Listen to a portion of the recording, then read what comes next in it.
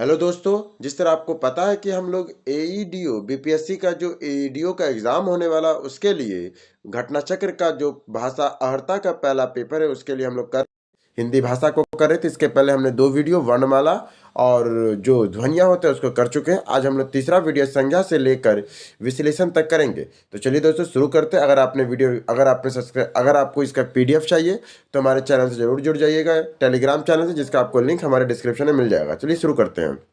हाँ दोस्तों, और टेलीग्राम चैनल में जुड़ के ना इसका बीसी बुक का अपठित गद्यांश आया है दोस्तों, ठीक है, उसको मैंने डाल दिया है। आप वहाँ से बैठ के उसको पढ़ सकते हैं अपठित गद्यांश, क्योंकि वो पढ़ाने लग कुछ है नहीं। अपठित गद्यांश अपने से पढ़ के प्रैक्टिस करना होता है। आप प्रैक्टिस कर सकते हैं हमारे टेलीग्राम चैनल में, फ्री ऑफ कॉस्ट मैंने डाल दिया है। चलिए आप शुरू करते हैं।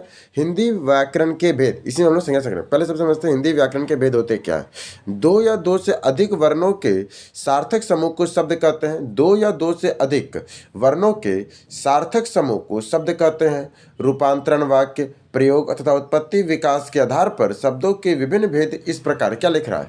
रूपांतरण या वाक्यों के प्रयोग या उत्पत्ति या विकास के आधार पर शब्दों के विभिन्न भेद इस प्रकार है। सबसे पहले रूपांतरण वाक्यों के अनुसार शब्दों के भेद विकारी के अनुसार संज्ञा सर्वनाम विश्लेषण क्रिया आता है। विकारी के अनुसार क्या आता है? संज्ञा सर्वनाम विश्लेषण और क्रिया। और रूपांतरण वाक्यों में अविकारी में अव्यय माने विकारी में, देखिए पूछेगा रूपांतरण वाक्यों के अनुसार विकारी में कौन कौन आते हैं? 4 गो में से एक नहीं देगा, बोले क्या है? तो संज्ञा सर्वनाम विश्लेषण और क्रिया। अविकारी अव्यय में कौन कौन आते हैं? क्रिया विश्लेषण, संबंध सूचक, समुच्चय बोधक और विस्मय आदि बोधक आते हैं अविकारी अव्यय में। अब आइए, रचना के बनावट के आधार पर रचना या बनावट के अनुसार शब्दों के भेद 3 होते हैं। रूढ़ शब्द, यौगिक शब्द या योग रूढ़ शब्द। पहले क्या होता है? रूढ़ शब्द, फिर होता है यौगिक शब्द, फिर होता है योग रूढ़ शब्द। पहला होता है रूढ़ शब्द, दूसरा होता है यौगिक शब्द, तीसरा होता है योग रूढ़ शब्द होता है। उत्पत्ति विकास के अनुसार शब्दों के भेद क्या है? उत्पत्ति या विकास के अनुसार शब्दों के भेद तत्सम, तद्भव, देशज या आगत या विदेशी शब्द। तत्सम, तद्भव, देशज या आगत या विदेशी शब्द होते हैं।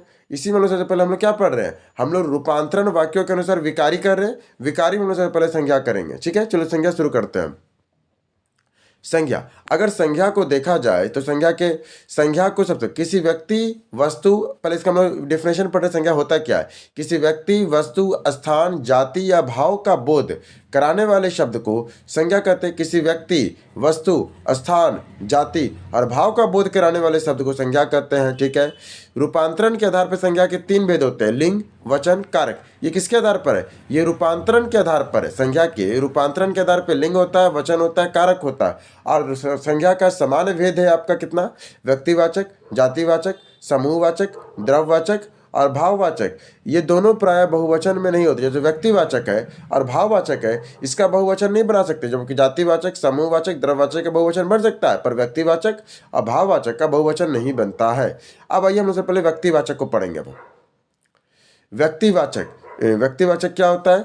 किसी एक व्यक्ति या व्यक्ति का बोध कराने वाले शब्द को, मैंने क्या होता है? किसी एक वस्तु या व्यक्ति का जो बोध कराता है उस शब्द को हम लोग व्यक्तिवाचक कहते हैं। जैसे कि समुद्र का नाम, जैसे कि सड़कों का नाम, चौर चौराहों का नाम, दिन और महीनों का नाम, समाचार पत्रों का नाम, त्योहारों और उत्सव का नाम, भवनों का नाम। हाँ, व्यक्तियों का नाम, जैसे कि व्यक्तिवाचक होने पर क्या पड़े? समुद्रों का नाम, सड़कों का नाम, माने जो स्पेशल होता है ना, किसी व्यक्ति और स्थान का बोध कराते हैं। समुद्र का नाम, सड़क, चौक चौराहो, दिन महीना, समाचार। जैसे हिंदू कहते हैं तो एक द हिंदू समाचार, फिर आता है आप आज तक हो गया, फिर पर त्योहार, दिवाली, दशहरा, ये सब कैसे हो गया? व्यक्तिवाचक हो गया। भवनों का नाम हो गया, ताजमहल, लाल किला। उसी तरह व्यक्तियों का नाम भी आपका व्यक्तिवाचक में होगा। नदियों का नाम भी व्यक्तिवाचक होगा, देशों का नाम भी होगा, शहरों का नाम भी होगा, पुस्तकों का नाम भी होगा, पर्वतों का नाम भी। व्यक्तिवाचक में दिक्कत नहीं होता है दोस्तों। अब आता है जातिवाचक। क्या बोला जाता है? एक ही प्रकार के वस्तुओं या व्यक्तियों की जाति का बोध कराने वाले शब्द को जातिवाचक कहते हैं। हाँ, यहां से बढ़िया है। ये व्यक्ति या व्यक्तियों के जाति के वर्ग का बोध जो कराता है उसे जातिवाचक संज्ञा कहते हैं। जैसे वस्तु का नाम, कमल, कुर्सी, घड़ी, मकान, जूता, तलवार, ये हो गया वस्तुओं का नाम। फिर आता है पशु पक्षियों का नाम, जैसे गाय, बैल। गाय से कोई व्यक्ति का, आपको स्पेसिफिक गाय नहीं बता रहा, आपको पूरा गाय जाति पता चल रहा है। बैल से पूरा बैल जाति पता चल रहा है। फिर बकरी, तोता, कौवा, गौरैया, शेर से। और फिर आता है संबंध या व्यवसायों के पदों के कर्म कार्यों के नाम, जैसे भाई, मंत्री, जुलाहा, अध्यापक, ठग, भाई, मंत्री, जुलाहा, अध्यापक और ठग आता है। फिर आता है व्यक्ति प्राकृतिक तत्वों के नाम। प्राकृतिक तत्वों के नाम जैसे ज्वालामुखी, सुनामी, वर्षा, भूकंप, तूफान।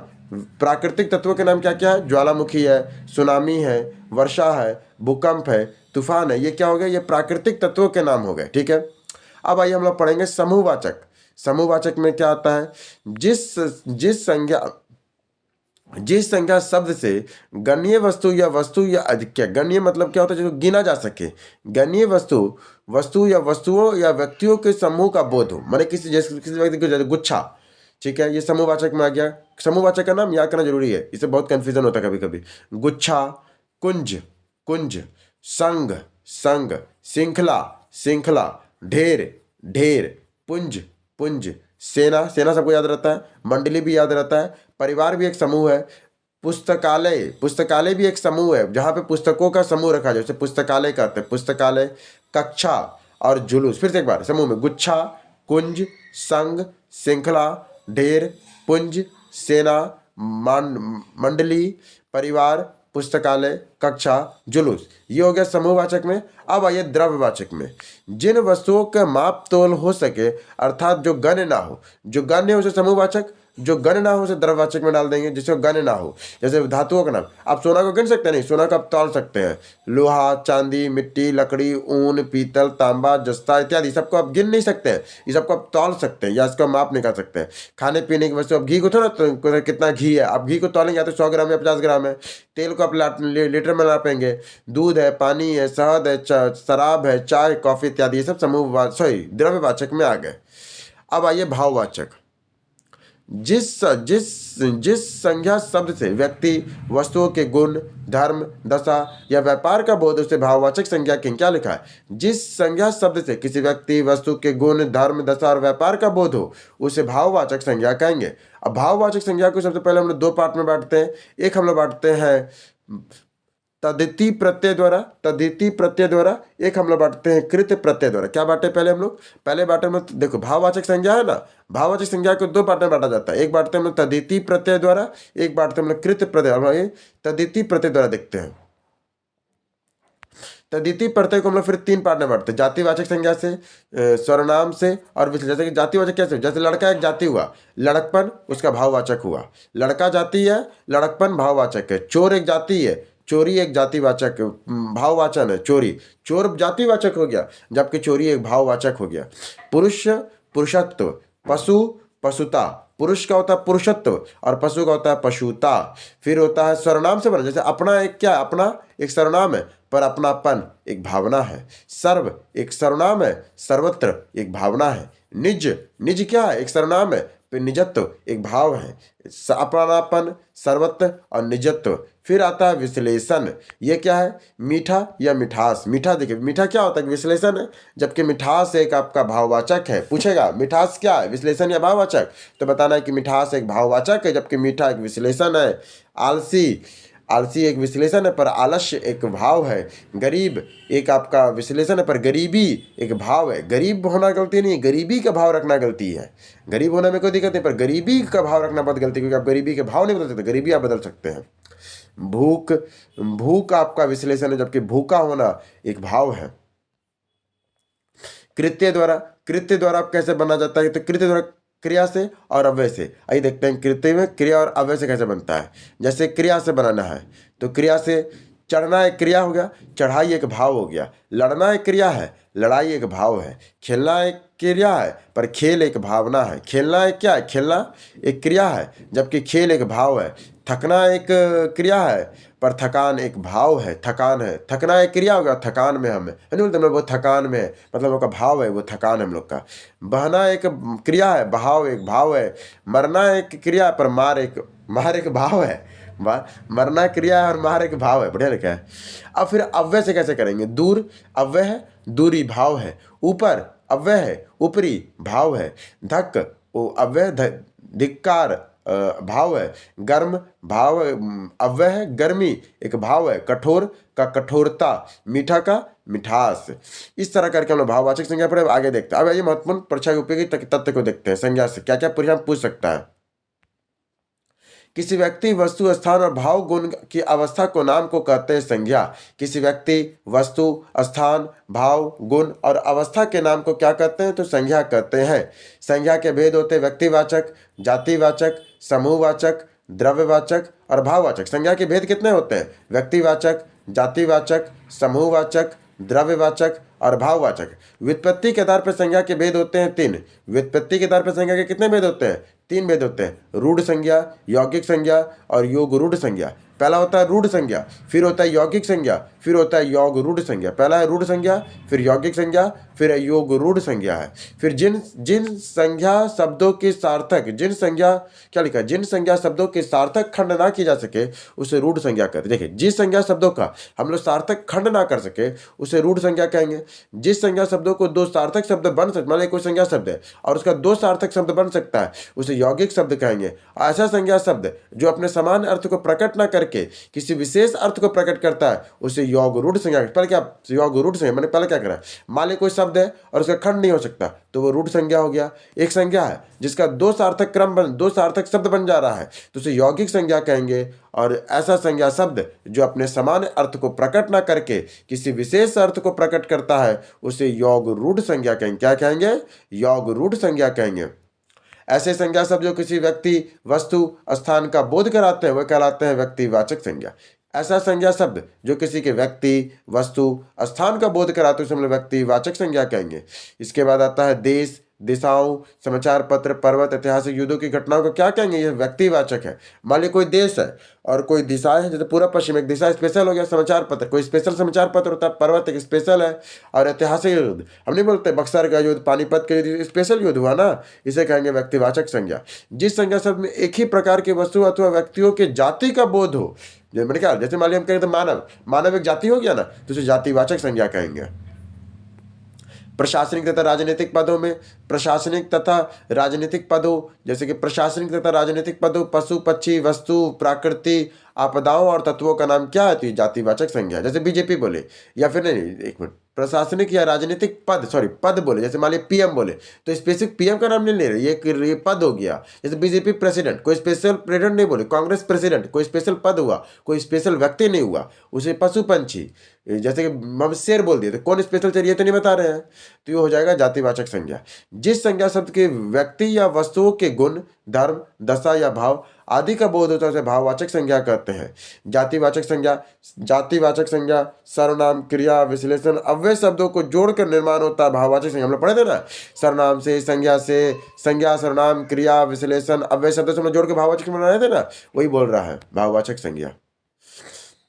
जिन संज्ञा शब्दों से व्यक्ति, वस्तु के समूह या समुदाय का बोध होता है उसे समूहवाचक या समुदायवाचक संज्ञा कहते हैं। क्या बोलता है? जिस संज्ञा शब्द से व्यक्ति या वस्तुओं के समूह या समुदाय का बोध हो उसे कहते हैं समूहवाचक या समुदायवाचक कहते हैं। जिस संज्ञा शब्द से किसी धातु या द्रव्य का बोध होता है, जिस संज्ञा शब्द से किसी धातु या द्रव्य का बोध होता है उसे क्या कहते हैं? उसे द्रव्यवाचक संज्ञा कहते हैं। लड़का, वकील, पर्वत, जुलाहा, वर्षा आदि संज्ञा के शब्द है तो ये सब जातिवाचक है। लड़का बोले तो कौन लड़का पता चल रहा है, वकील बोले तो कौन वकील पता नहीं चल रहा है, तो ये सब क्या हो गया? ये सब जातिवाचक संज्ञा हो गया।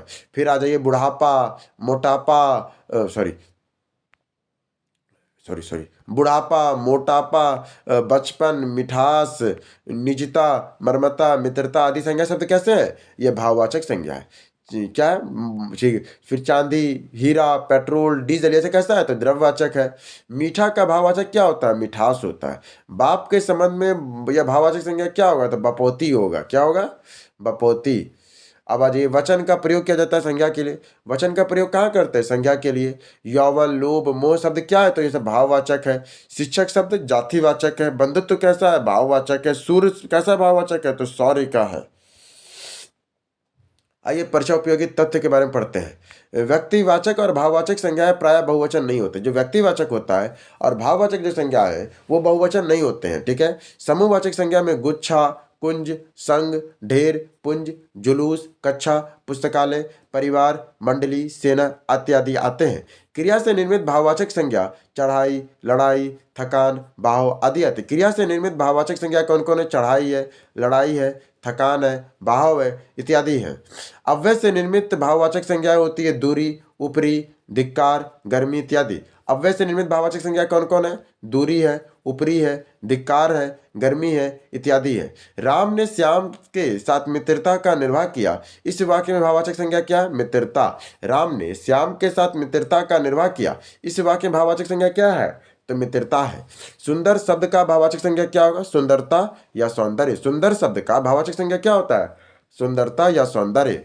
हरियाली शब्द का संज्ञा की दृष्टि से क्या है? भाववाचक संज्ञा है। हरियाली शब्द जो है संज्ञा की दृष्टि से क्या है? ये भाववाचक संज्ञा हरियाली। लड़की, लड़की, शैवल, लोहा, पुस्तक। वह शब्द जो जातिवाचक है तो वो पुस्तक एक जातिवाचक संज्ञा है, पुस्तक।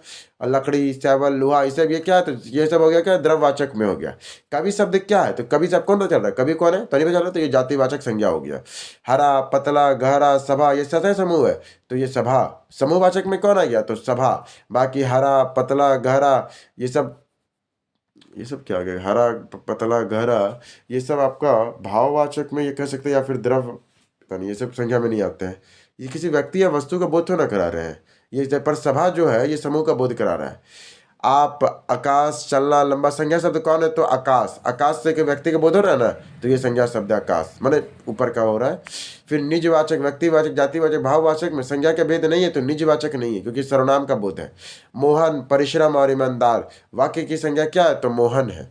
परिश्रम और ईमानदार तो ये सब विश्लेषण है ना। फिर कामयानी, रसीला, आम, वकील, वह सब जो जातिवाचक है तो कौन सा है? तो वकील। वकील क्या है? जातिवाचक है। आम भी तो जातिवाचक हो सकता है ना, कि स्पेसिफिक फल का नाम ले रहे हैं। नहीं नहीं, स्पेसिफिक फल का नाम ले रहे हैं, कोई जाति का तो नाम नहीं ले रहे हैं। पर यहाँ पे हाँ, अगर आम और वकील देगा तो वकील से ज़्यादा पता चल रहा है ना।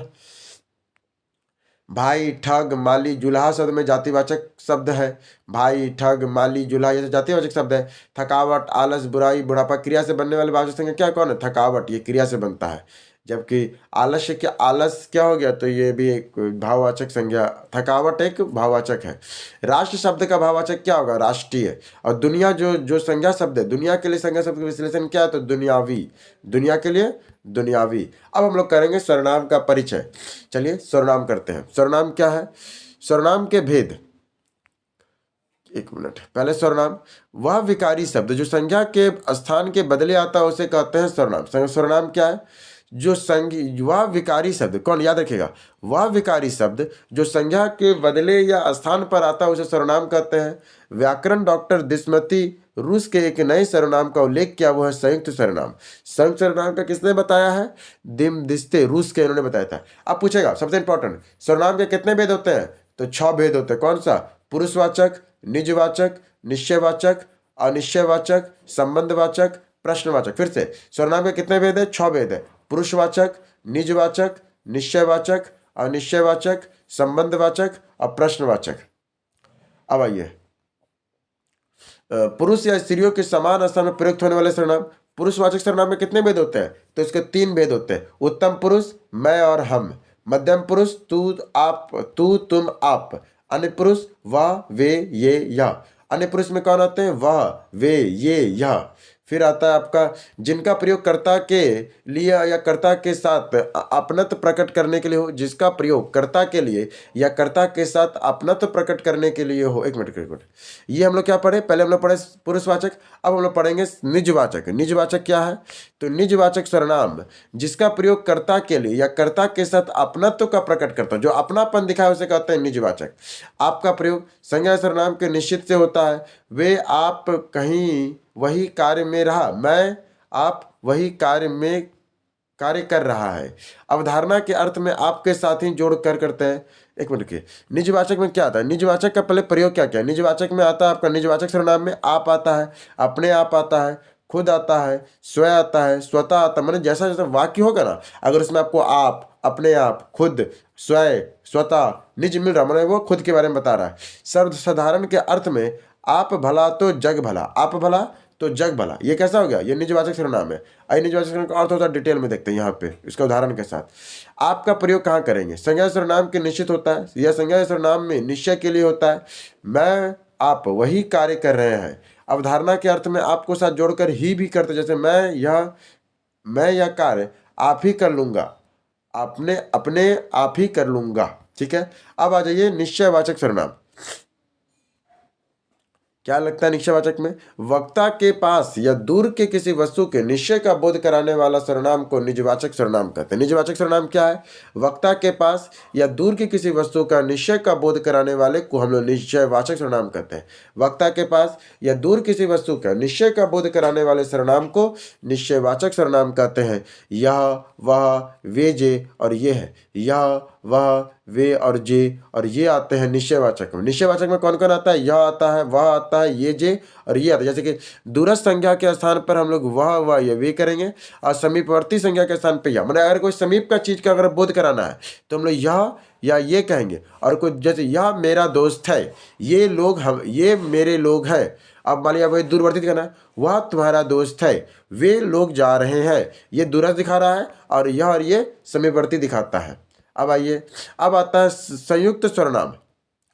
प्रतिपादक संयुक्त सर्वनाम के बारे में किसने बताया? ये बताया था डॉक्टर दिम दिस्ती ने। ये रूस के व्याकरण करता है। इसमें एक या एक से अधिक सर्वनाम प्रयुक्त होते हैं। जैसे जो कोई, सब कोई, हर कोई। हाँ, संयुक्त सर्वनाम प्रतिपादन में दिम दिस्ती रूस के व्याकरण बताया। इसमें एक या एक से अधिक सर्वनाम प्रयुक्त होते हैं। जैसे जो कोई, क्या इसमें क्या होना है? एक से अधिक सर्वनाम को एक साथ मतलब प्रयोग किया। जैसे जो कोई, सब कोई, हर कोई, जो कुछ, सब कुछ, कोई ना कुछ, कुछ ना कुछ, कुछ कुछ, कोई कोई। इसी सर्वनाम को पुनरुक्ति या संयुक्त सर्वनाम भी कहते हैं। अब आ जाइए अनिश्चय सर्वनाम। कौन सा है? अनिश्चय सर्वनाम। जिस सर्वनाम में किसी निश्चय वस्तु का बोध ना हो, जिस सर्वनाम से किसी निश्चित वस्तु का बोध ना हो, से क्या कहेंगे? अनिश्चय सर्वनाम कहेंगे। जैसे कोई, किसी, कुछ।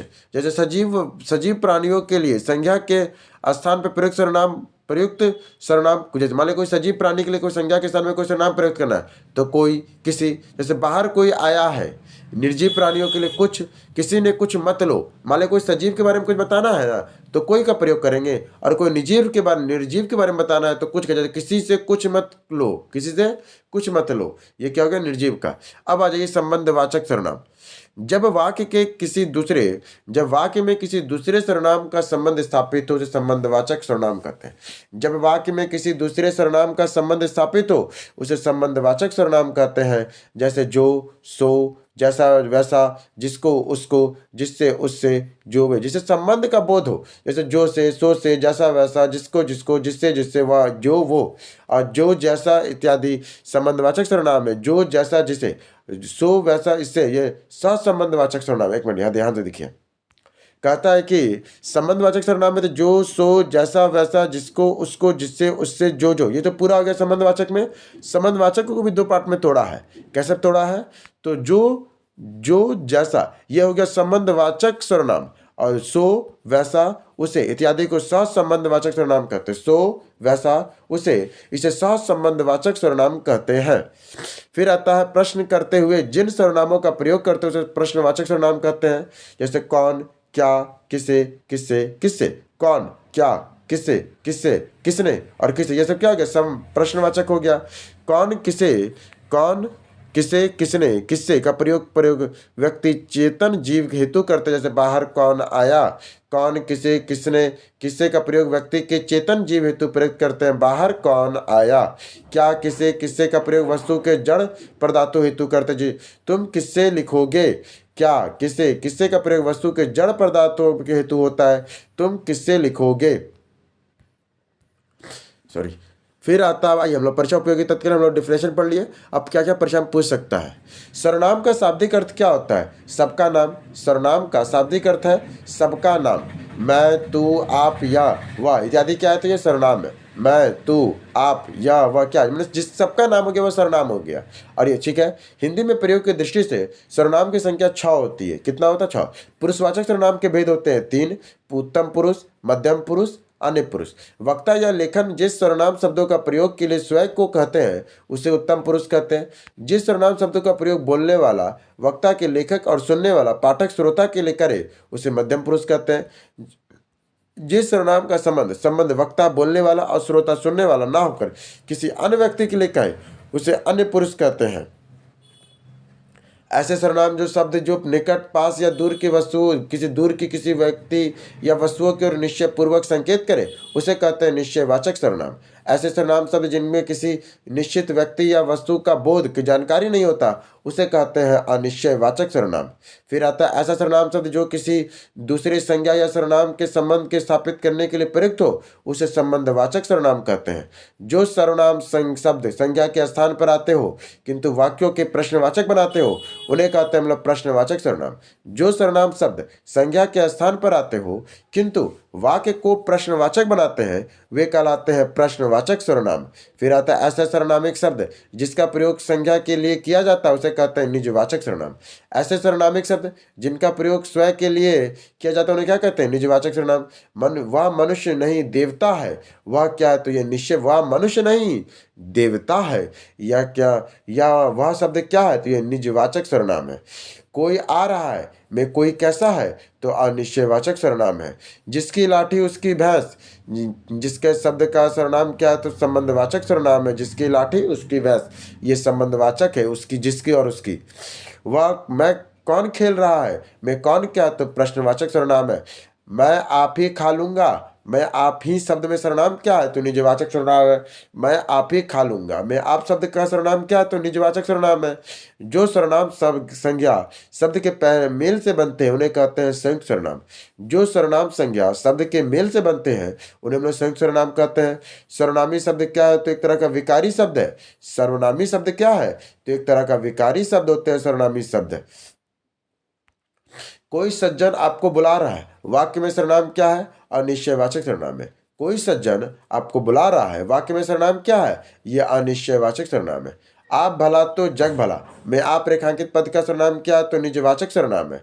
घनश्याम ने अपने आप कार्यक्रम की पूरी तैयारी कर ली है वाक्य में सर्वनाम क्या है यह निजवाचक सर्वनाम है। घनश्याम ने अपने आप कार्यक्रम की पूरी तैयारी कर ली है वाक्य में सर्वनाम क्या है निजवाचक सर्वनाम है। संज्ञा का प्रतिनिधि कौन करता है तो सर्वनाम। संज्ञा का प्रतिनिधि कौन करता है सर्वनाम। मैं स्वयं चला जाऊंगा वाक्य में सर्वनाम क्या है तो स्वयं। मैं स्वयं चला जाऊंगा वाक्य में सर्वनाम क्या है तो स्वयं है। मुझे शब्द किस प्रकार का सर्वनाम है तो उत्तम पुरुष। मुझे शब्द किस प्रकार का सर्वनाम, मुझे कैसा शब्द है तो ये उत्तम पुरुष, पुरुषवाचक सर्वनाम में ये उत्तम पुरुष है। वे भ्रष्टाचार के प्रबल विरोधी थे वाक्य में सर्वनाम क्या है तो ये पुरुषवाचक सर्वनाम अन्य पुरुष का, क्योंकि वे किस में आता है तो अन्य में आता है तो ये अन्य पुरुष हो जाएगा। ऐसा भला ऐसा भी हो सकता है वाक्य में सर्वनाम क्या है तो ऐसा। ऐसा भी हो सकता है वाक्य में सर्वनाम क्या है तो ऐसा। कुछ कुछ किस प्रकार का सर्वनाम है तो यह अनिश्चयवाचक सर्वनाम है। कुछ किस प्रकार का सर्वनाम है तो अनिश्चयवाचक सर्वनाम है। कुछ खाकर ही बाहर आ जाना वाक्य में कुछ किस प्रकार का सर्वनाम है तो अनिश्चयवाचक सर्वनाम है। कुछ खाकर ही बाहर जाना वाक्य में कुछ किस प्रकार का सर्वनाम है तो यह अनिश्चयवाचक सर्वनाम है। क्या में सर्वनाम है तो प्रश्नवाचक सर्वनाम है। क्या में क्या सर्वनाम है तो यह प्रश्नवाचक सर्वनाम है। मैं अपने आप काम कर लूंगा वाक्य में रेखांकित सर्वनाम शब्द क्या है तो निजवाचक सर्वनाम है। मैं अपने आप काम कर लूंगा वाक्य में रेखांकित सर्वनाम क्या है तो यह निजवाचक सर्वनाम है। जो करेगा सो भरेगा रेखांकित शब्द में सर्वनाम क्या है तो यह संबंधवाचक सर्वनाम है। जो करेगा सो भरेगा में रेखांकित शब्द का सर्वनाम क्या है तो यह संबंधवाचक सर्वनाम है। कोई आया है वाक्य में सर्वनाम का भेद क्या है तो अनिश्चयवाचक है। कोई आया है वाक्य का सर्वनाम भेद क्या है तो यह अनिश्चयवाचक है। मैं अपने आप वस्त्र साफ कर लूंगा वाक्य का सर्वनाम क्या है तो यह निजवाचक है। मैं अपने आप आ गया ना, जहां भी आप आ गया तो वह निजवाचक चला जाता है। सर्वनाम वाले वाक्यों का लिंग निर्धारण होता है क्रिया के आधार पर। जो सर्वनाम है उनके वाक्यों में लिंग का निर्धारण कौन करता है तो क्रिया के आधार पर होता है। और अनिश्चय सर्वनाम के अपादान कारक के बहुवचन के रूप में कहीं से होता है। अब आइए विश्लेषण। उत्तम पुरुष मैं और हम। उत्तम पुरुष में कौन है मैं और हम। मध्यम पुरुष में कौन है तू तुम आप। मध्यम पुरुष में कौन है तू तुम आप। मध्यम पुरुष में कौन है तू तुम आप। अन्य पुरुष में कौन है वे। अन्य पुरुष में कौन है वह वे यह ये इत्यादि। अन्य पुरुष में कौन है वह वे यह ये इत्यादि। रूसी व्याकरणकरण डॉक्टर सीमादित्य ने एक नए सर्वनाम का उल्लेख हिंदी में किया। वह कौन है तो संयुक्त सर्वनाम है।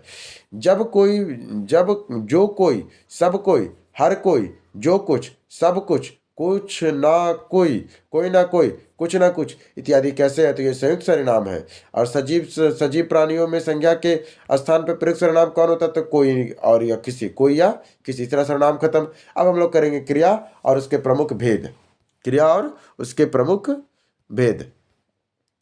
अब पहले पहले क्रिया क्या है, पहले हम लोग क्रिया के बारे में पढ़ते हैं।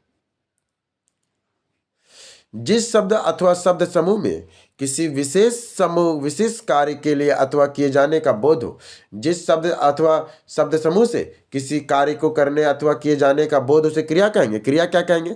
जिस शब्द अथवा शब्द समूह से किसी कार्य को करने या अथवा किए जाने का बोध हो, उसे क्रिया कहेंगे।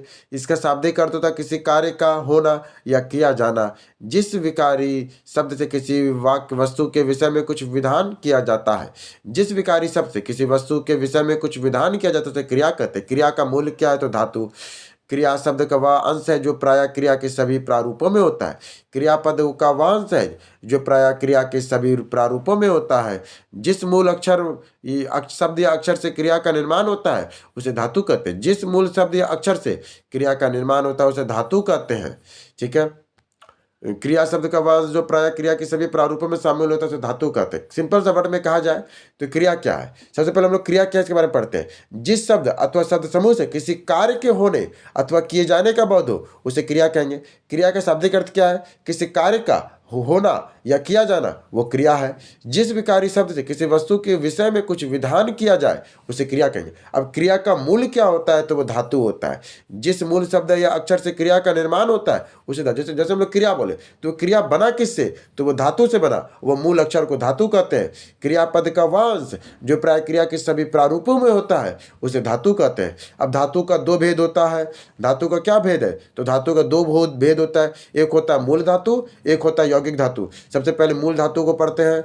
मूल धातु क्या होता है? तो यह स्वतंत्र होती है, अर्थात आश्रित किसी पे नहीं होता। मूल धातु जो है यह स्वतंत्र होती है, अर्थात ये किसी पे आश्रित नहीं होती। जैसे खा, पढ़, देख, पी इत्यादि। ये क्या हो गया? मूल धातु हो गया। खा, पढ़, देख, पी, ये हो गया मूल धातु। जबकि एक होता है यौगिक धातु, या प्रत्येक योग से बनता है। प्रत्येक योग से बन जाता है। खा जोड़िया खाया, पढ़ जोड़िया पढ़ा, ये धातु और प्रत्यय जोड़ के बना खाया और पिया। यौगिक में क्या है? तो प्रत्यय जोड़ेगा। मूल में क्या है कि वो सिंपल अकेले रहेगा। अब आइए क्रिया के भेद। क्रिया के भेद को तीन तरह से तोड़ा जा सकता है। पहला होता है क्रिया के आधार पर तोड़ा जाता है, जैसे अकर्मक क्रिया और सकर्मक क्रिया। क्या? क्रिया के आधार पर है। फिर रचना की दृष्टि से हम लोग मूल, रूढ़ ध्वनि या यौगिक ध्वनि, मूल ध्वनि या यौगिक में तोड़ते हैं रचना की दृष्टि से, और अर्थ की दृष्टि से पूर्ण क्रिया, अपूर्ण क्रिया। फिर देखिए कर्म के आधार से रचना का भेद तीन तरह से टूटेगा।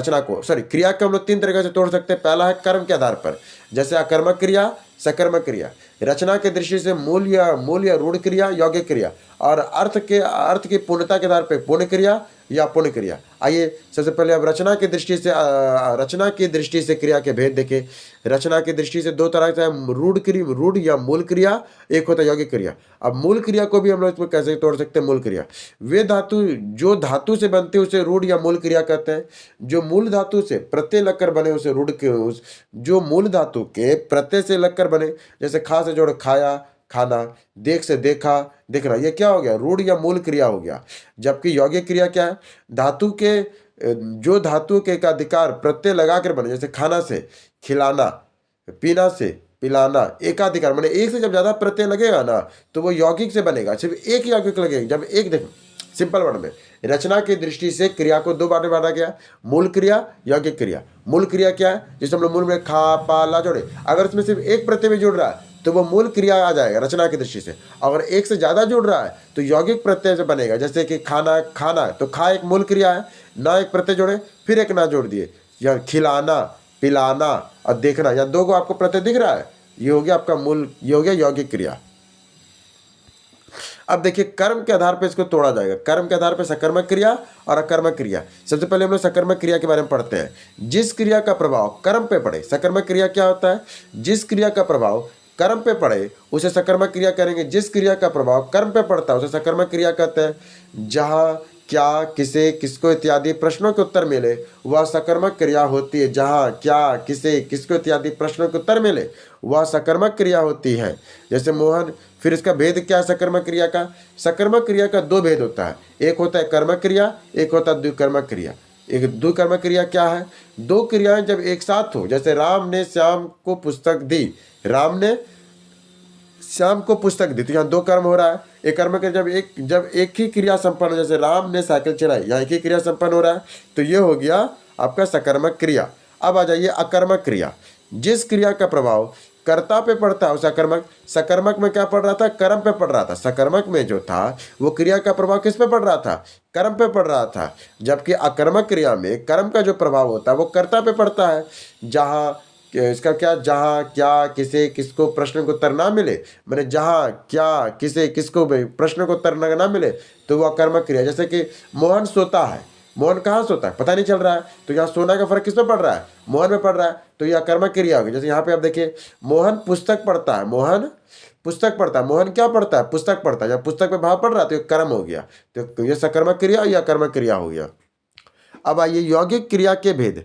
यौगिक क्रिया के भेद सबसे पहले आता है प्रेरणात्मक क्रिया। जब कर्ता किसी कार्य को दूसरे से करवाए या करने की प्रेरणा दे उसे प्रेरणात्मक क्रिया। जब क्या, जैसे मान लो कोई काम है, हम ना करें किसी और से कराए, उसे प्रेरणात्मक क्रिया क्या है? जब कर्ता किसी कार्य को दूसरे से करवाए या करने की प्रेरणा दे उसे प्रेरणात्मक क्रिया कहते हैं। जैसे कि आप प्रत्यय लगाकर, जैसे मोहन गोविंद की प्रेरणा से जागा, मोहन गोविंद की प्रेरणा से जागा। फिर वाह प्रत्यय लगाकर, जैसे मोहन ने गोविंद को जगवाया, वाह प्रत्यय लगाकर कैसे बनाए? मोहन ने गोविंद को जगवाया, ये हो गया वाह प्रत्यय से। फिर आता है संयुक्त क्रिया। जब शब्द दो या दो से अधिक धातुओं के योग से बने, जैसे प्रथम क्रिया प्राय प्रधान होती है और दूसरी क्रिया प्रथम विशेषता होती है। देखिए संयुक्त क्रिया क्या बोले हम लोग? जब क्रिया, संयुक्त क्रिया क्या बोले? जब शब्द दो या दो से अधिक धातुओं के योग से बने उन्हें संयुक्त क्रिया कहते हैं। प्रथम क्रिया प्रधान होती है और दूसरी क्रिया प्रधान की विशेषता होती है। संयुक्त क्रिया क्या होगी? जब दो या दो से अधिक धातुओं का प्रयोग हो, अब प्रथम हमेशा प्रधान होगा और दूसरा जो होगा वो प्रधान की विशेषता बताएगा। फिर होता है अनुकरणात्मक क्रियाएं। जब शब्द कल्पित ध्वनि वास्तविक ध्वनि के अनुसरण से बने, जब शब्द जो है कल्पित ध्वनि और वास्तविक ध्वनि के अनुकरण से बने, जैसे खटखट खटखटाना, भन भन भनभनाना, सन सन सनसनाना। इसके बाद हो गया आपका, ये क्या हो गया? ये अनुक्रिया। क्या लिखा है? जब कल्पित ध्वनि या वास्तविक ध्वनि का अनुकरण हो, जैसे एक ही ध्वनि बार बार आ रहा है, उसे हम लोग कहेंगे अनुकरणीय क्रिया। जैसे खटखट का खटखटाना, भन भन का भनभनाना, सनसन का सनसनाना। अब आता है नाम धातु क्रिया। जब संज्ञा सर्वनाम विश्लेषण के योग से बने, जब शब्द संज्ञा सर्वनाम विश्लेषण के योग से बने, जैसे हाथ का हथियाना, बात का बतियाना, झूठ का झुठलाना, गरम का गरमाना, ये सब क्या हो गया? ये सब नाम धातु हो गया। जब संज्ञा सर्वनाम और विश्लेषण से बने उसे नाम धातु कहते हैं। अब आइए हम लोग करेंगे संयुक्त क्रिया और उसके भेद। संयुक्त क्रिया के कितने भेद होते हैं? तो 11 भेद होते हैं संयुक्त क्रिया के भेद होते हैं। कितने भेद होते हैं? 11 भेद होते हैं संयुक्त क्रिया के। सबसे पहले चलिए, सबसे पहले हम लोग हर भेद का उसको डिटेल के साथ पढ़ते जाएंगे। सब हम लोग क्या पढ़, याद रखिएगा, हम लोग पढ़ रहे हैं संयुक्त क्रिया और उसके भेद। क्या पढ़ रहे हैं? संयुक्त क्रिया और उसके भेद पढ़ रहे हैं। सबसे पहले इसका है आरंभ बोधक। आरंभ बोधक क्रिया, धातु ने और लगना, धातु ने लगना। क्रिया के आरंभ में होने का बोध का होना, वह पढ़ने लगा, पानी बरसने लगा। ये क्या है? क्रिया के आरंभ होने का बोध करा रहा है। आरंभ बोधक क्या है? धातु ने लगना, क्रिया के आरंभ होने का बोध होना हो, जैसे वह पढ़ने लगा, पानी बरसने लगा, यह आरंभ बोधक है। सब समाप्ति बोधक, धातु और चुकना, मुख्य क्रिया का पूर्णता या व्यापार के समाप्ति का बोध कराए, वह खा चुका है, वह पढ़ चुका है, ये समाप्ति बोधक है। क्रिया मुख्यतः क्रिया की पूर्णता या व्यापार की समाप्ति का बोध कराता, वह खा चुका है या पढ़ चुका, उसे समाप्ति बोधक करेंगे। आरंभ बोधक, क्रिया का आरंभ हो रहा, वह पढ़ने लगा, पानी बरसने लगी। ठीक है। फिर आता निरंतरता, निरंतरता बोधक। निरंतर या नित्याबोधक मुख्य क्रिया को में जाना जाता है रहना। क्या बोला? निरंतर बोधक निरंतरता या निरंतरता का बोधक कराता हो। जैसे मुख्य क्रिया में जाना या रहना, रही, रहा जोड़ने पे जिस क्रिया के अनवरत जारी रहने का भाव का बोध हो, जैसे राम पढ़ता रहा, हवा चलती रही, पानी बरसता रहा, ये क्या करा? यह निरंतरता का बोध करा रहा है। राम पढ़ता रहा, हवा चलती रही, पानी बरसता रहा, यह निरंतरता बोधक है। फिर आता अभ्यास बोधक, भूत कृदत और करना, जैसे क्रिया करने का अभ्यास का बोध हो, तुम पढ़ा करते रहो, वह लिखा करता है। फिर आता है आपका अगला इच्छा बोधक। इच्छा बोधक में क्या होता है? धातु प्लस ना प्लस चाहना, क्रिया के करने की इच्छा का प्रकट हो, वह जाना चाहती है। अनुमति बोधक, धातु ने और देना, कार्य करने की अनुमति दिए जाने का बोध हो, मुझे जाने दो, क्रिया का पूर्ण करने का में अवकाश का बोध होता है। फिर आता है आवश्यकता बोधक, धातु ना के रूप में पढ़ना चाहिए होना, जिस क्रिया की आवश्यकता कृत्य का बोध हो, जैसे तुम्हें यह कार्य करना चाहिए, क्रिया के व्यापार की निश्चितता का बोध होता है। तुम्हें यह कार्य करना चाहिए, क्रिया के व्यापार का निश्चय का बोध होता है। फिर आता है निश्चय बोधक। एक मिनट, ये तो कन्फ्यूजन हो गया। आवश्यक बोधक तो किए, क्रिया का पूर्ण रूप करने का अवकाश का बोध, या वह मुश्किल से जाने पाया, यह अवकाश बोधक हुआ। फिर आता है आवश्यकता बोधक धातु न और तम, जैसे आवश्यकता का बोधक, जिसके करने की आवश्यकता या कर्तव्य का बोध हो, तुम्हें यह कार्य करना चाहिए, ठीक है, ये हो गया। फिर आता है निश्चय बोधक, क्रिया के व्यापार की निश्चयता का बोध होता है, उसे निश्चय बोधक कहते हैं। जैसे कि यह बीच में बोल उठा, उसने कहा मैं मार बैठूंगा। फिर आता पुनः रुक्त संयुक्त क्रिया, दो समानार्थक समान ध्वनि वाली क्रिया का योग होने पर वह यह प्राय आया जाया करते हैं। फिर आता शक्ति बोधक, सत्ता का प्रयोग, कार्य करने की शक्ति का बोध हो, मैं बोल सकता हूँ।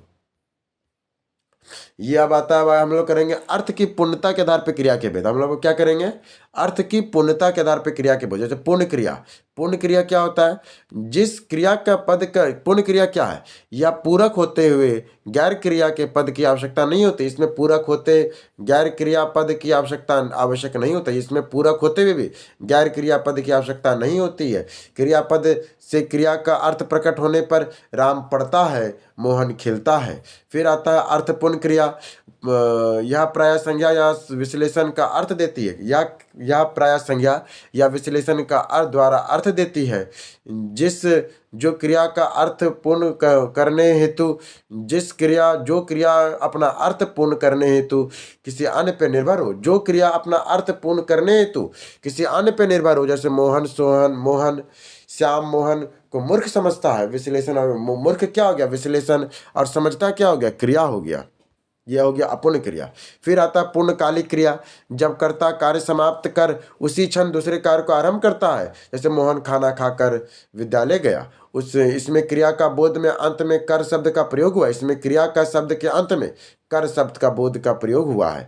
फिर आता है तारात्मक क्रिया, जिसमें क्रिया के होने या तत्काल बाद दूसरी क्रिया का होना हो, वह खाना खाते ही सो गया। वह क्रिया जिसके होने के तत्काल बाद दूसरी क्रिया का होना, वह खाना खाते ही सो गया।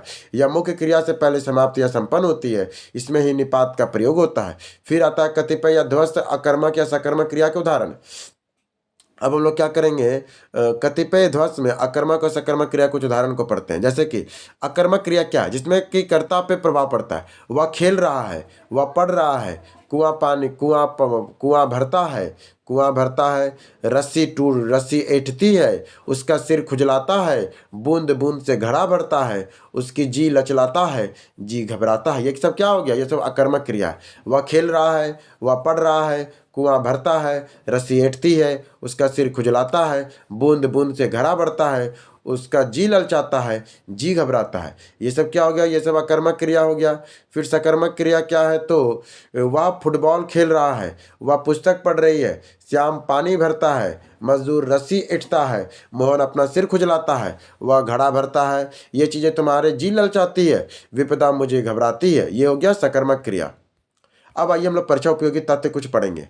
जब क्रिया के हो जब क्या लिखा है, सॉरी, जिस क्रिया के करने या होने का बोध कराने का बोध कराए उसे क्रिया कहते हैं। किसी कार्य के करने या होने का बोध कराने वाले शब्द को क्या कहते हैं, मैंने कार्य के करने या होने का बोध कराता है उसे क्रिया कहते हैं। रचना की दृष्टि से क्रिया के दो भेद होते हैं। रचना की दृष्टि से याद रखिए, क्रिया के बहुत सारा भेद है, तो हमको याद रखना कैसे पूछ रहा है। तो रचना की दृष्टि से क्रिया के दो भेद होते हैं, मूल धातु और यौगिक धातु।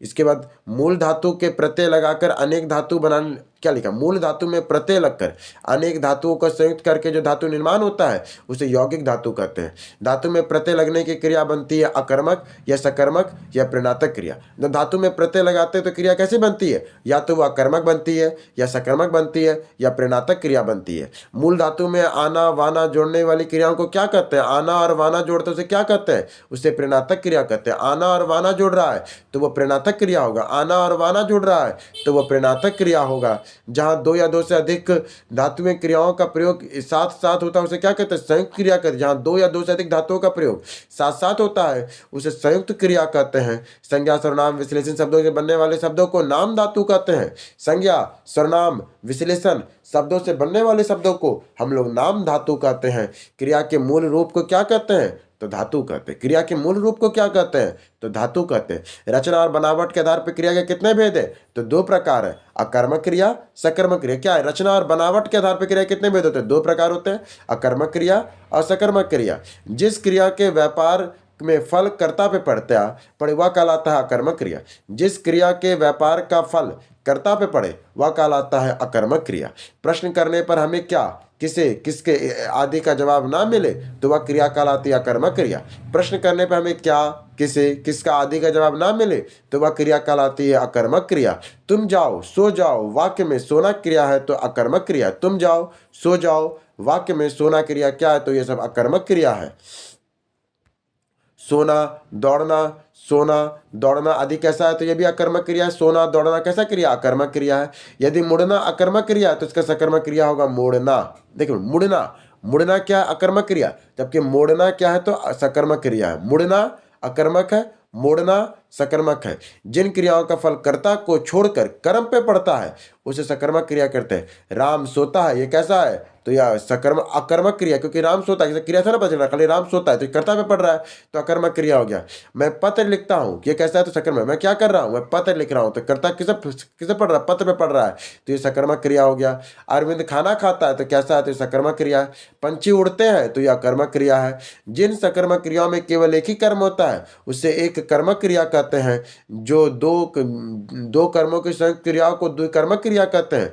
वाक्य अरविंद ने निरंजन को पुस्तक दी, कैसा है? तो ये द्विकर्मक क्रिया है। वाक्य में अरविंद ने निरंजन को पुस्तक दी, कैसा है? तो ये द्विकर्मक क्रिया है। वाक्य में शिवम ने राहुल को पैसे दिए तो ये द्विकर्मक क्रिया हो गया। शिक्षक ने छात्र को हिंदी पढ़ते हैं, वाक्य में क्रिया क्या? तो ये द्विकर्मक क्रिया है।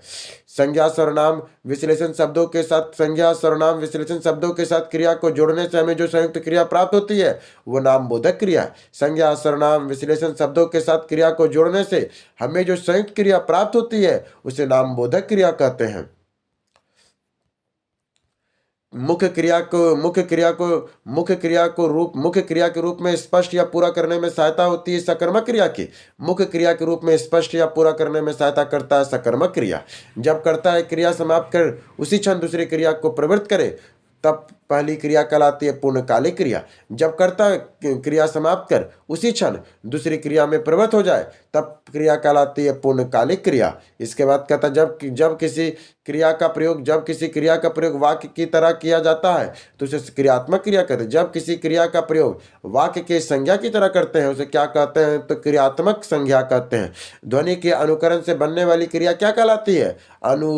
अनुकरणात्मक क्रिया कहलाती है। ध्वनि के अनुकरण से बनने वाली क्रिया क्या कहलाती है? अनुकरात्मक क्रिया कहलाती है। जब वाक्य एक ही क्रिया में होते तो क्या कहते हैं? सामान्य क्रिया। जब वाक्य एक ही क्रिया में हो तो वह क्या कहलाती है? तो वह सामान्य क्रिया कहलाती है। आप आए, वाक्य में क्रिया क्या? आए, ये सामान्य क्रिया है। मैं अभी सोकर उठा हूँ, वाक्य में पूर्णकालिक क्रिया क्या है? तो सोकर। बच्चा दूध पीकर सो गया, वाक्य में पूर्णकालिक क्रिया क्या है? तो पीकर। बच्चा दूध पीकर सो गया, वाक्य में पूर्णकालिक क्रिया क्या है? तो पीकर। मैं रमेश से पत्र लिखवाया, वाक्य में प्रणेता क्रिया क्या है? लिखवाया। अजय ने विजय को जगाया, वाक्य में प्रणेता क्या है? तो जगाया। वह पुस्तक पढ़ता है, वाक्य में क्रिया क्या है? तो कर्मक क्या है? तो वह पुस्तक पढ़ता है। तो वाक्य में एक ही क्रिया हो रहा है ना, तो एक कर्मक क्रिया है। लात से लतियाना, बात से बतियाना, ये कैसा क्रिया है? तो ये सब नाम धातु है। फिर निश्चय बोधक, इच्छा बोधक, शक्ति बोधक, अवकाश बोधक आदि क्रिया के भेद है तो ये संयुक्त क्रिया के हैं। खेल से खेलना क्रिया का निर्माण होता है तो धातु से। बात से बतियाना क्रिया का निर्माण होता है तो संज्ञा से। शायद मेरी लॉटरी लग गई, इस वाक्य में क्रिया क्या है? तो संभावनात्मक क्रिया है। शायद मेरी लॉटरी लगी, कैसा वाक्य की क्रिया है? तो संभावनात्मक क्रिया है। गिरना, सुनना, बोलना, कहना, वह शब्द जिसमें प्रेरणात्मक आ रहा है तो सुनना, ये प्रेरणात्मक क्या? सुनना, मेरी बात को तुम सुनना, तो क्या हो गया? तो सुनना एक प्रेरणात्मक क्रिया हो गया। उठना क्रिया का कर्मक क्या होगा? उठाना क्रिया का अकर्मक क्रिया क्या होगा? उठना। उठाना क्या हो गया? उठाना एक सकर्मक क्रिया, जबकि उठना एक अकर्मक क्रिया का रूप है।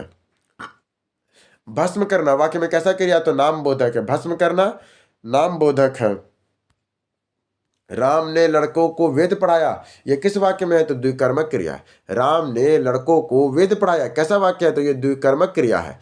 बूंद बूंद से घड़ा भर सक जाता है, इस वक्त कैसा वाक्य है? तो ये अकर्मक क्रिया है। छात्र ने इस पुस्तक में पढ़ रहे हैं, यह कैसा वाक्य है? तो ये सकर्मक क्रिया है। मेरे घर में मेरी भाभी जी, एक मिनट, मेरे घर में मेरी भाभी जी भोजन पकाती है, इस वाक्य में कैसा क्रिया? तो बना, तो ये क्रिया क्या है? तो बनाती या पकाती। अब हम लोग करेंगे विश्लेषण का परिचय, भेद और विशेषता। चलिए सबसे पहले विश्लेषण का भेद पढ़ते हैं। संज्ञा या सर्वनाम की विशेषता बताने वाले शब्द को विश्लेषण कहते हैं। विश्लेषण के क्या है? पहले इसका डिफिनेशन क्या है? तो संज्ञा या सर्वनाम की विशेषता बतलाने वाले शब्द को विश्लेषण कहते हैं। और विश्लेषण के 4 भेद होते हैं। विश्लेषण के कितने भेद होते हैं? 4 भेद। पहला होता है परिणाम, या पहला क्या होता है? पहला होता है आपका विश्लेषण के 4 भेद होते हैं, ठीक है। पहला भेद होता है परिणामवाचक या परिणाम बोधक, परिणामवाचक। फिर होता है गुणवाचक, सार्वभौमिक विश्लेषण, संख्यावाचक। विश्लेषण के कितने भेद है? तो 4 भेद है, परिणामवाचक, संख्यावाचक, सर्वनामिक विश्लेषण और गुणवाचक। और विश्लेषण क्या है? तो संज्ञा या सर्वनाम की विशेषता बतलाने वाले शब्द को विश्लेषण कहते हैं, ठीक है। अब आइए, सॉरी, हाँ, अब पे क्या पढ़ेंगे? संज्ञा के विश्लेषण के भेद। सबसे पहले जब सर्वनाम का प्रयोग संज्ञा या सर्वनाम से पहले, जब सर्वनाम का प्रयोग संज्ञा या सर्वनाम से पहले हो, उसे सर्वनामिक विश्लेषण का भेद। पहले बताइए सर्वनामिक विश्लेषण क्या है? जब सर्वनाम का प्रयोग संज्ञा या सर्वनाम के पहले होता है तो सर्वनामिक विश्लेषण कहते हैं। इसके भेद होते हैं, इसके भेद देखा जाए तो इसके भेद क्या है? तो इसके भेद होते हैं यौगिक सर्वनामिक विश्लेषण और मौलिक सर्वनामिक विश्लेषण। सर्वनामिक विश्लेषण के भेद कितने हैं? यौगिक सर्वनामिक विश्लेषण और मौलिक सर्वनामिक विश्लेषण। अब आइए यौगिक सर्वनामिक विश्लेषण के क्या भेद होते हैं?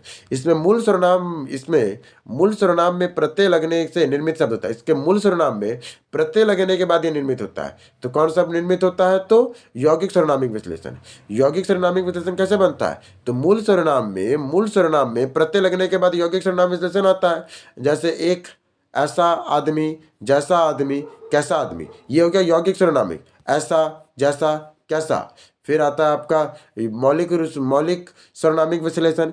बिना रूपांतरण की संज्ञा से पहले आने वाले शब्द को, यह घर, कोई नौकर, यह बच्चा, ये क्या हो गया? ये हो गया मौलिक सर्वनामिक विश्लेषण। अब यहां देखा जाए सर्वनामिक विश्लेषण के, तो यह, वह, उस, यह, ये निश्चयवाचक सर्वनाम कहा जाए तो सर्वनामिक विश्लेषण के भी भेद क्या क्या? तो यह और उस निश्चयवाचक सर्वनामिक विश्लेषण होते हैं। जो, वह, यह, ये संबंधवाचक विश्लेषण सर्वनामिक विश्लेषण है। क्या, कौन, कैसे, जैसा, ऐसा, ये प्रश्नवाचक सर्वनामिक विश्लेषण है। क्या, कौन, कैसा, जैसा, ऐसा, ये हो गया प्रश्नवाचक सर्वनामिक विश्लेषण। फिर आता है संख्यावाचक विश्लेषण तथा इसके भेद। संख्यावाचक विश्लेषण तथा इसके भेद क्या होते हैं?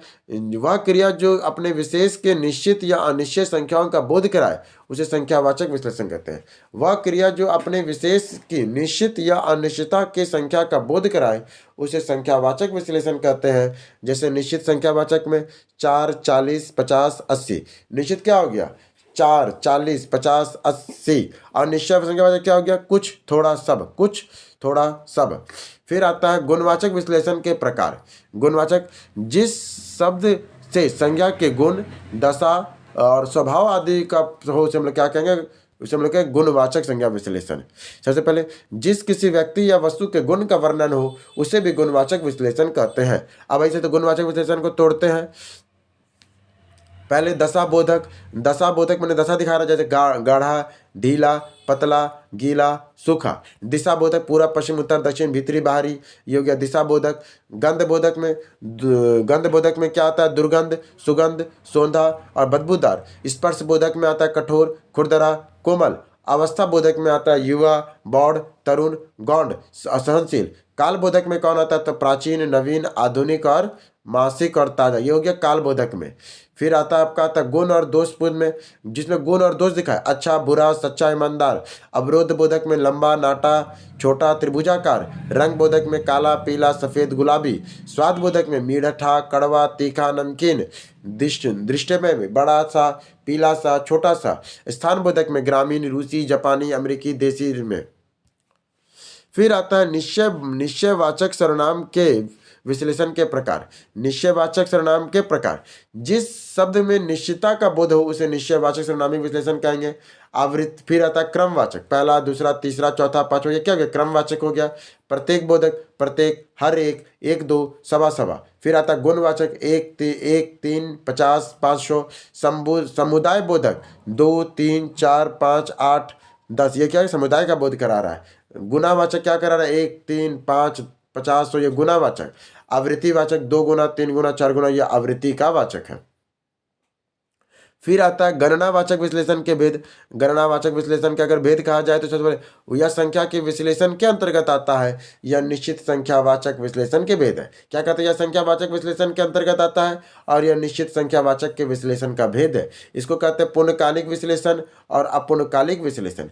पूर्णकालिक विश्लेषण में आते हैं 1, 2, 4, 50, 1000, लाख, ये हो गया पूर्णकालिक। अपूर्णकालिक में पाव, आधा, पौना, सवा।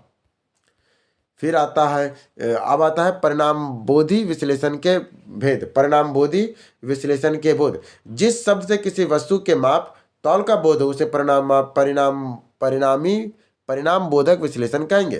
परिणाम विश्लेषण बोधक दो प्रकार के होते हैं। एक होता है निश्चय परिणाम बोधक विश्लेषण, एक होता है अनिश्चय परिणाम बोधक विश्लेषण। सबसे पहले निश्चय परिणाम बोधक क्या है? निश्चय में जैसे कि 8 लीटर, ये निश्चय हो गया। 2 शेर, 5 एकड़, 10 गज, 30 किलो, 4 हाथ, 5 मीटर, ये क्या हो गया? ये निश्चय का पर निश्चय परिणाम बोधक बता रहा है। ये सब वही होता है अनिश्चय वादक। जैसे बहुत, जरा सा, सब, ढेरों, पूरा, कुछ, ये अनिश्चय को दिखा रहा है। जरा, बहुत, जरा सा, सब, ढेर, पूरा, कुछ, ये क्या दिखा रहा है? अनिश्चय को दिखा रहा है। फिर आता हम लोग करेंगे, अब हम लोग करेंगे प्रविश्लेषण। क्या करेंगे? प्रविश्लेषण। प्रविश्लेषण जिसकी विशेषता बताई जाए संज्ञा या सर्वनाम शब्द से विशेष कहते हैं। जिसकी विशेषता बताई जाए संज्ञा या सर्वनाम शब्द से उसे विशेष कहते हैं। जैसे अर्चना, अर्चना। संज्ञा सर्वनाम की विशेषता बताने वाले शब्द को भी देखो। जिसकी विशेषता बताई जाए, माने देखो, जिसकी विशेषता बताई जाए उसे विशेष कहते हैं। संज्ञा सर्वनाम की विशेषता बताने वाले शब्द को विश्लेषण कहते हैं। सुंदर, सुंदर। जैसे अर्चना बहुत सुंदर है, तो अर्चना क्या हो गई? विधेय, और विश्लेषण हो गया सुंदर। अर्चना बहुत सुंदर है, तो ये विधेय और विश्लेषण हो गया। प्रविश्लेषण, प्रविश्लेषण को बताने वाले शब्द को बड़ा, माने देखिए, मान लीजिए एक बहुत बड़ा साहसी, बड़ा साहसी बोले, साहसी क्या हो गया? विश्लेषण हो गया। और उसका बड़ा क्या हो गया? ये प्रविश्लेषण हो गया। सुंदर है तो ये विश्लेषण है, पर अत्यंत सुंदर है तो ये प्रविश्लेषण हो गया। नोट, विश्लेषण को निम्नलिखित कार्य किए जाते हैं: विशेषता बताना, हीनता बताना, अर्थ सीमित करना, संख्या निर्धारित करना, परिणाम या मात्रा को बताना। ये हो गया प्रविश्लेषण में। ठीक है, विश्लेषण का। अब हम लोग करेंगे रूप के परिवर्तन के आधार पर विश्लेषण के भेद। रूप के परिवर्तन के आधार पर विश्लेषण के भेद क्या होते हैं? विश्लेषण के भेद: विकारी शब्द जो संज्ञा सर्वनाम लिंग वचन कारक के अनुसार बदल जाए, जैसे काला, जैसे काला का काली, मोटा का मोटी। अविकारी शब्द जो ना बदले, जैसे भारी, दृढ़ इत्यादि। अब आता है, इसके बाद आता है तुलनाधारी विश्लेषण के तुलनात्मक विश्लेषण की अवस्था है।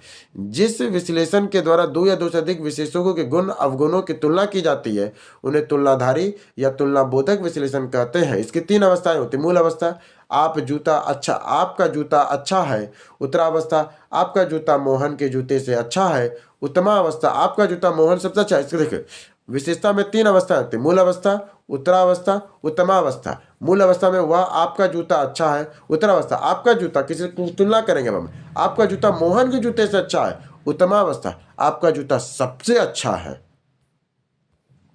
अब आइए परीक्षा उपयोगी विशेष विश्लेषण देखा जाए तो विशेष और विश्लेषण, जैसे कि अंक का विश्लेषण क्या होता है? अंक की अंकित, अंक क्या हो गया? विशेष। जबकि अंक क्या हो गया? विशेष। अंकित हो गया विश्लेषण।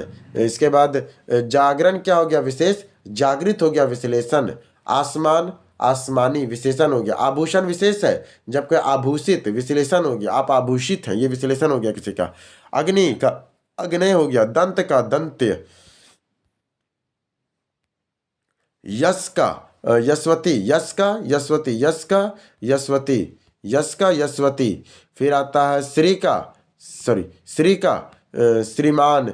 धन का धनवान। मेघा का मेघावी। निशा का नैश। राष्ट्र का राष्ट्रीय एक विशेषण है, जबकि राष्ट्र एक विधेय है। कुल का कुलीन, भूख का भूखा, चाचा का चचेरा, हंसना का हंसोड़, खेलना का खिलाड़ी, पुरुष का पुरुषय, इंद्र का इरेंद्र, स्वाद का स्वादु, अंतर का आंतरिक।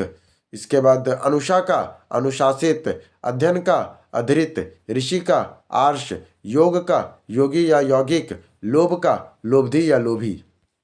आइए परिचय उपयोगी तथ्यों को पढ़ते हैं हम लोग। संज्ञा या सर्वनाम की विशेषता गुण, दोष या संख्या के परिणामों की आदि बताने वाले शब्दों को विशेष कहते हैं। लंबा, मोटा, लंबा मोटा, काला सफेद कैसा है, तो ये विश्लेषण है। जो शब्द विशेष की विशेषता बताते हैं उसे प्रविशेषण कहते हैं। विशेषण शब्द संज्ञा और सर्वनाम के शब्दों की विशेषता बताते हैं उसे विशेष कहते हैं।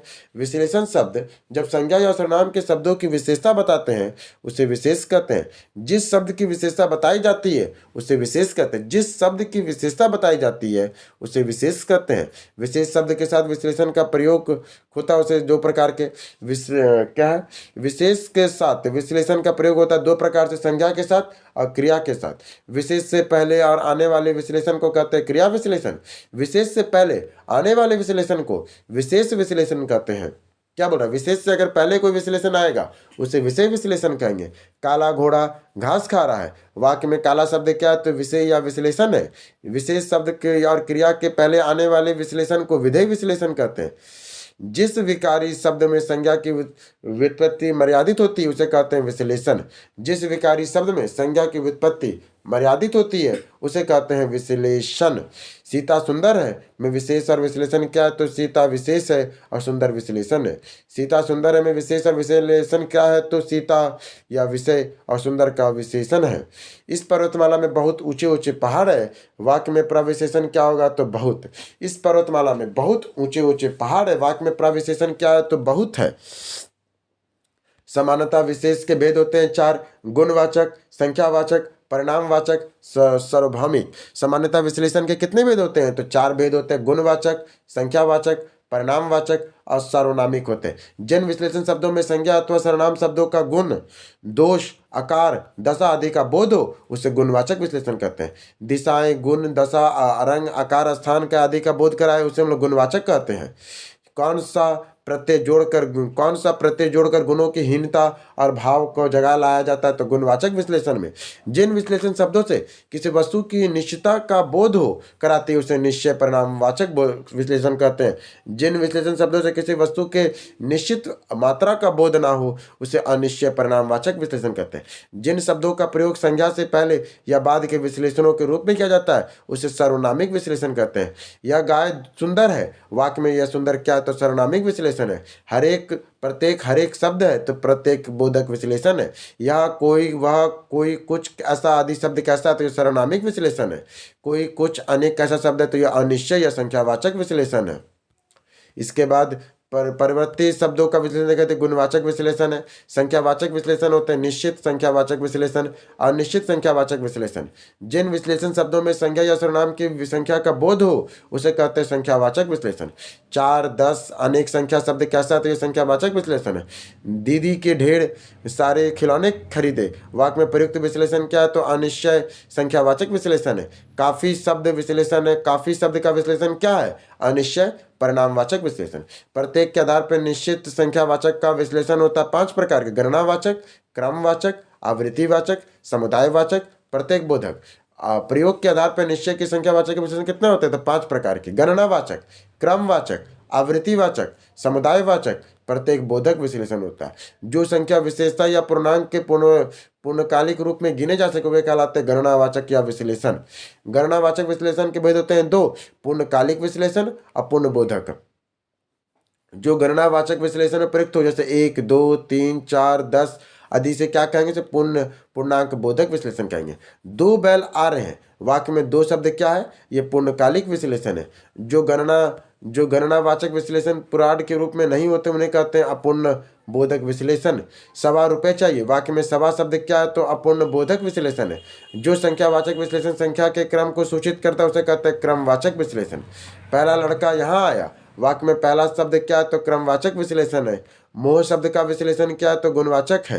भौम का विशेष रूप क्या है तो भूमि है। जली शब्द का विशेष क्या है तो जल है। निशा का विशेष रूप क्या है तो नैश है। अभ्यास का विशेषण रूप क्या है तो अभ्यासी है। और प्रयोग के आधार पर पांडु शब्द क्या है तो विश्लेषण और विषय दोनों है। प्रयोग के आधार पर पांडु शब्द कैसा है, विश्लेषण और विषय दोनों है। अब आज ये विशेष कुछ पढ़ते हैं। दुष्चरित्र व्यक्ति के संबंध को नहीं रखना चाहिए। वाक्य में प्रयुक्त विश्लेषण क्या है तो दुष्चरित्र। दानी शब्द में विश्लेषण क्या है तो ये गुणवाचक है। धुंधला शब्द का विश्लेषण क्या है तो ये गुणवाचक है। जो संख्यावाचक विश्लेषण किसी संख्या की आवृत्ति की सूचित करे उसे आवृत्तिवाचक विश्लेषण कहते हैं। मैं उससे दूना मेहनत करूंगा, या दूना शब्द क्या है तो आवृत्तिवाचक विश्लेषण। मैं उसे दूना मेहनत करूंगा, यह आवृत्तिवाचक विश्लेषण है। अब अगला हम लोग लिंग, वचन, लिंग और काल पढ़ेंगे। तब तक के लिए अगर आपको पीड़ित है तो मैं टेलीग्राम जुड़ जाइए। तब तक के लिए धन्यवाद है।